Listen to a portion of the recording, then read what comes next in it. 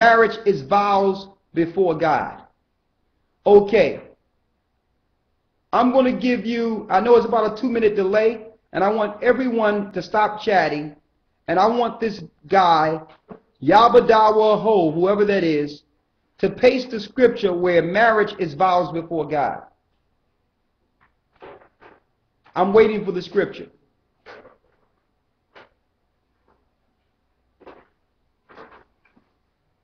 Okay. So if you make a statement without the scripture, then I'm going forward. Because it speaks for itself. If you can't get a scripture on it, that'll tell everything. So show me a scripture that says that marriage is vows before the Most High. Now, I didn't say you couldn't make vows. You can do whatever you want to do, but that's not marriage.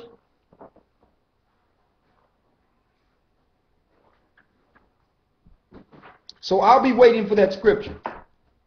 Let me know when you get it.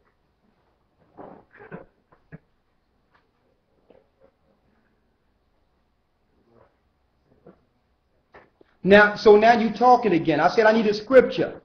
Don't type anything. Give me a scripture that says marriage is vows before God. Let me have that. Please. Because, see, that's the problem.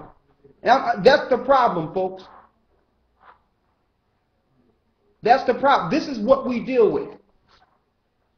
Yeah, somebody's online. Oh, so they listened. Yes. Yeah.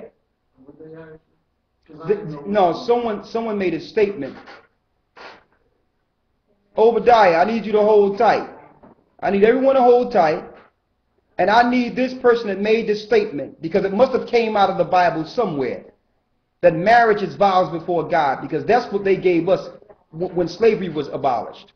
That's what the clergy told us.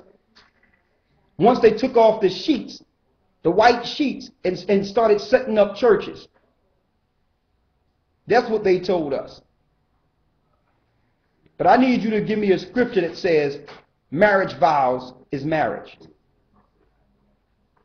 Vows before God is marriage. I'll be waiting.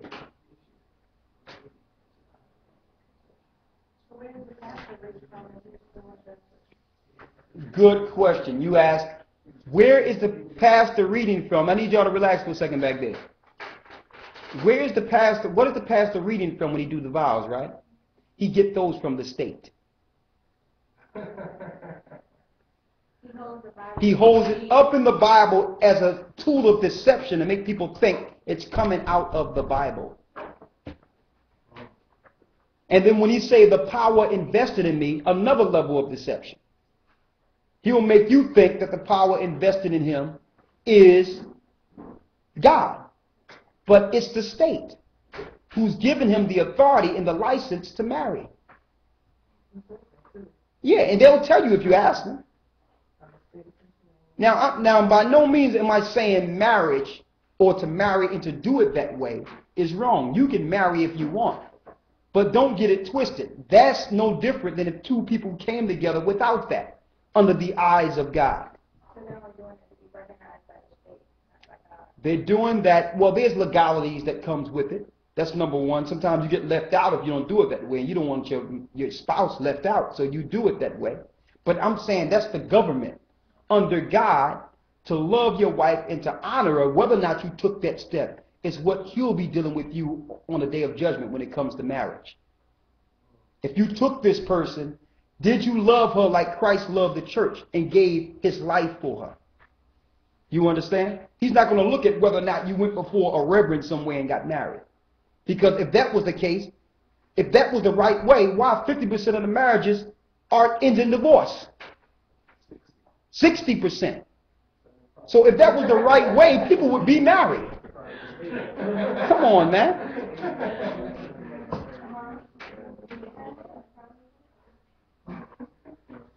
Okay? Now let's get it. Let's get it. Now, stick with me. I only got a few minutes. Okay, I got a little off sidebar, so I'm going to go an extra 20 minutes. If somebody got to go, they can go, but I'm going to finish it. The virgin birth. in order to understand a virgin birth, you must first know how Jews were married. Let's get it, Deuteronomy.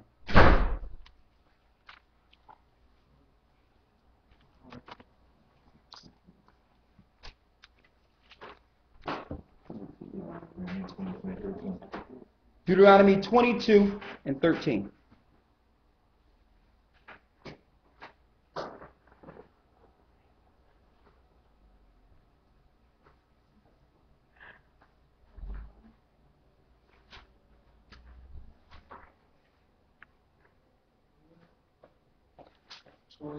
What? 22 and 13. We're going to the Old Testament to see the customs of the Jews. How did they marry? So here's an example to show, a small example in a nutshell to show marriage and what happens if the marriage is not done legally or right according to the Bible. Read. Deuteronomy 22 and 13. If a man take a wife and go in unto her and hate her. See that? That means he went unto her and hate her. That means he found something he didn't like about her. That's what hate means. Read. Verse 14. And give occasions of speech against her, and bring up an evil name upon her, and say, I took this woman, and when I came to her, I found her not a maid. I found her not a maid. Maid and virgin are interchangeable. When you look at maid, it's virgin. So a man have a wife, and now he's speaking against her because he's saying that when I first slept with her, her token was already taken. That means there was no blood on the token of virginity. That another man must have touched her. Read. Verse 15. Then shall the father of the damsel and her mother take and bring forth the tokens of the damsel's virginity. See that? So the father had proof that it was a good exchange. So if someone is speaking against his daughter, he would bring the original sheep he gave the man in exchange for the dowry. Because the Jew marriage went like this. If this man wanted my daughter, he would come